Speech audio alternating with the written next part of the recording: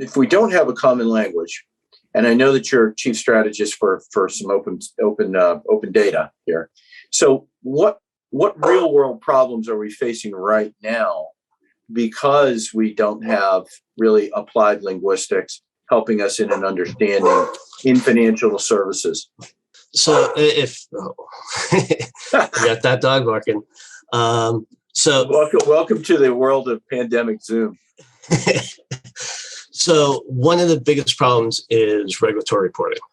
How do you get a global view of what's going on that regulators actually do need to surveil and pay attention to when everybody's speaking different languages? There's something out there, the 2022 ISO standard, which I support. I think it's a great standard. But the data dictionary that's output from that is just that. It's a data dictionary. If you go into any dictionary, let's look at the word LEAD. It could be lead, could be lead. It has 56 definitions depending on context and everything else. And that's actually what the 2022 dictionary has. It has all these terms, but no context, no identification of community. So looking at that, and there's a group within ISO that I'm working with called SG1, which is a number of data scientists and semantic experts. And what we're coming into is that you need multiple ontologies. Within the ontologies, you need multiple contexts. And then on top of the multiple ontologies, you actually need a meta-ontology that can sort of start linking that together.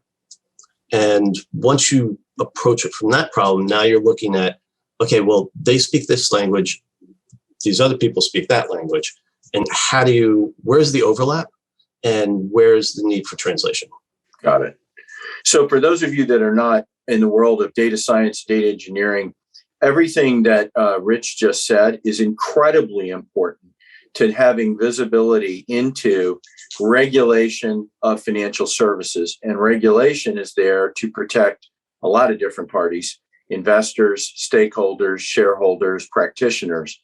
But without that common understanding that can be arrived through, I think what Rich has outlined is in pursuit of applied linguistics for greater observability of things going on in financial services that you really should be aware of.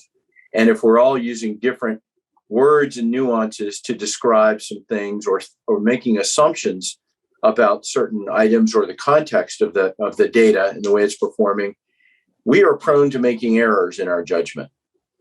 Right. And it's okay to use different words and meanings and definitions because that's the language we use. If you think about doctors, right? So you have a room full of oncologists talking, right? And a pediatrician walks in.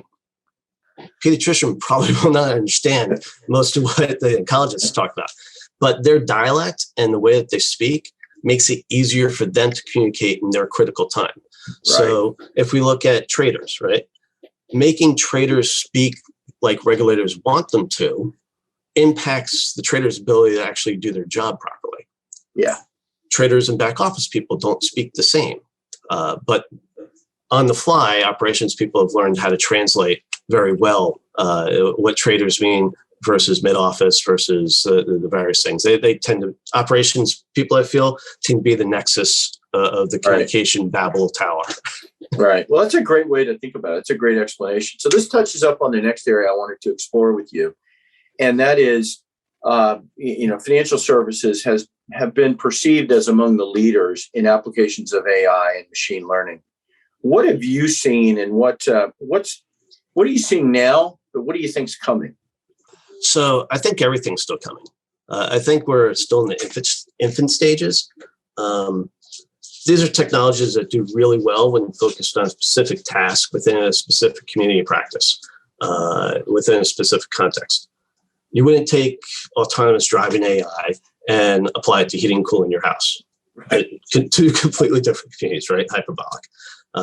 But even in the domain of driving, you wouldn't take a car AI and use it for flying a plane, right? So these are that's the different context within even a community that you might just find as driving.